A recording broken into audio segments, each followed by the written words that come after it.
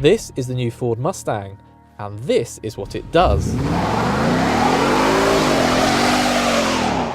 It's taken a little while for us to get our hands on this car in the UK.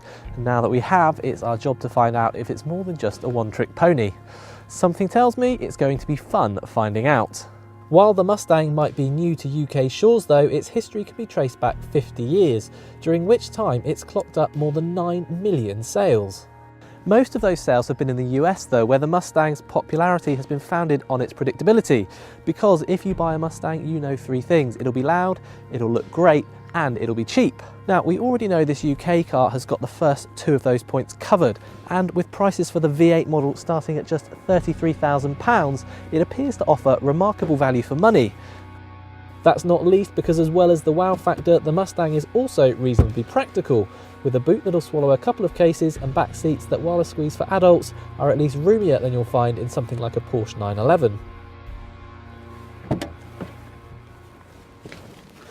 As far as comparisons with Porsche go for interior design though, that's where it ends, because while it looks quite stylish, if you look up close, quality is not as good. For example, some of these switches feel a bit cheap, and this infotainment screen is a bit of a disaster area. Thankfully though, there is another button down here that makes you forget all about that.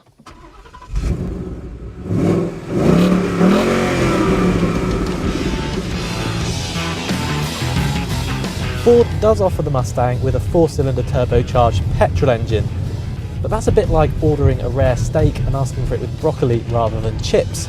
No, instead we'd advise going for this naturally aspirated 5-litre V8, which has 415 horsepower, 391 pound-foot of torque, and will get from 0 to 60 in just 4.8 seconds. Top speed, meanwhile, is 155 miles per hour, although having gone that quickly in a Mustang on the German Autobahn, I'm not sure it's something that I particularly recommend. That's because despite the old live rear axle making way for an independent suspension setup, the Mustang can still feel slightly crude at times. And so if you really start to push hard, the body leans in the corners, it dives under braking, and the bonnet rises when you accelerate. It also lacks any real feel through the steering, but when you put your foot down, you just don't care. What a motor.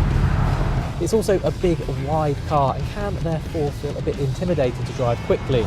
Thankfully, the manual gearbox has a nice, precise action, and even this automatic shifts smoothly when you're just cruising. Up the pace, and the gear shifts aren't quite as quick as you want when you use the paddles, and there is a bit of a delay between that and kick down. But when it arrives, it's well worth it.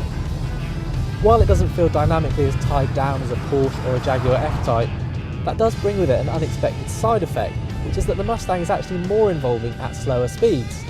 So instead, why not think of it as like a Mazda MX-5 with a serious gym habit, something that you can really enjoy at sensible speeds, or with line lock engaged without moving at all.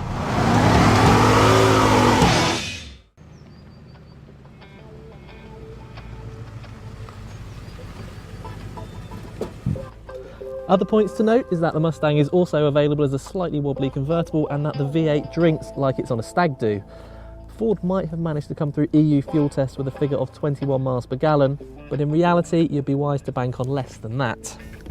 How much less? In our hands it's been doing 18 miles per gallon. Ouch. We have been having an awful lot of fun though, which is precisely what the Mustang is all about, isn't it? It might be a rough diamond, but if you ask me, that is exactly what makes this car so appealing. As well as making this video, I've done one of those old-fashioned written reviews about the Mustang, and if you click up here, you can read it. Alternatively, click down here to subscribe to our YouTube channel.